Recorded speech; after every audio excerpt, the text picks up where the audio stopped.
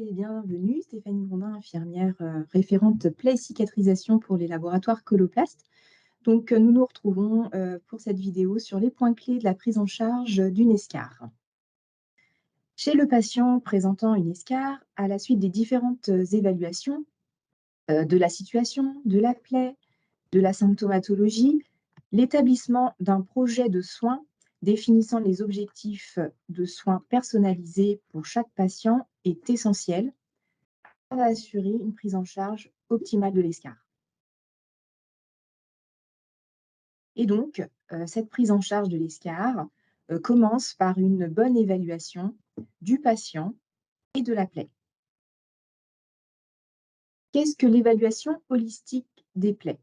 C'est une approche structurée et complète de la prise en charge d'une plaie. On commence par l'évaluation du patient et du contexte social dans lequel il vit. Il ne s'agit pas seulement d'une plaie, mais également du patient au-delà de la plaie.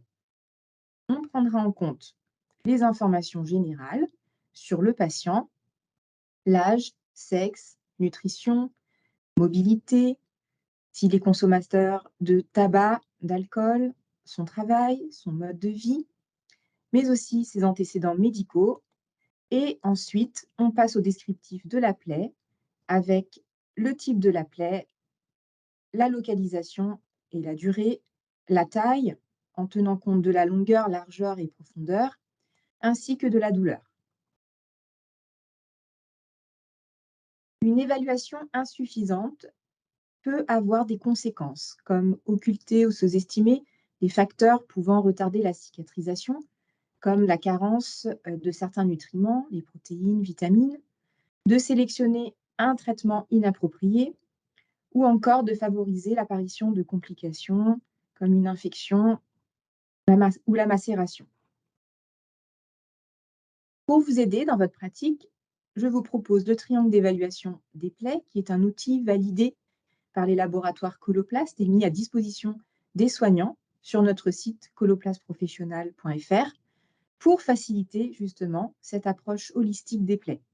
C'est un outil simple et global qui permet une évaluation complète du patient et de la plaie, une élaboration d'un plan de prise en charge de la plaie, ainsi que la détermination des objectifs spécifiques.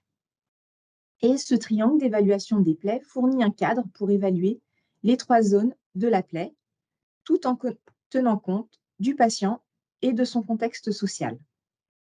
Il est important d'évaluer les 3 zones de la plaie, le lit de la plaie, la peau périlésionnelle et les berges.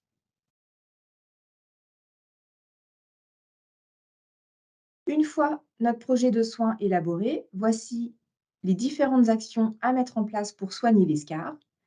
Déterminer et agir sur la cause sous-jacente en identifiant les facteurs de risque intrinsèques, propres au patient, ou extrinsèques, extérieurs au patient. Traiter la plaie à proprement parler avec comme objectif, par exemple, d'obtenir une détertion, une épidermisation, mais c'est aussi accepter, dans certains cas, comme en soins palliatifs, que la cicatrisation n'est pas toujours un objectif à atteindre, mais plutôt d'apporter plus de confort au patient. Il faudra prendre en charge la douleur et adapter des installations en fonction des zones à risque. Donc, penser à la décharge des points d'appui en fonction de la mobilité du patient ou encore de mettre en place un planning de mobilisation afin d'éviter l'aggravation de l'escarre constitué ou de voir apparaître de nouvelles lésions. Gardez en tête que le patient doit être acteur de sa prise en charge et doit être dans une alliance thérapeutique. Une fois toutes ces étapes réalisées, on procédera au choix du pansement, sans oublier de l'adapter aux circonstances du patient.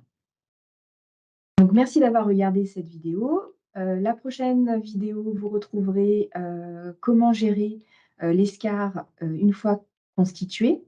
Et puis, je vous invite à retrouver tous les outils, conseils et informations sur notre site coloplastprofessionnal.fr.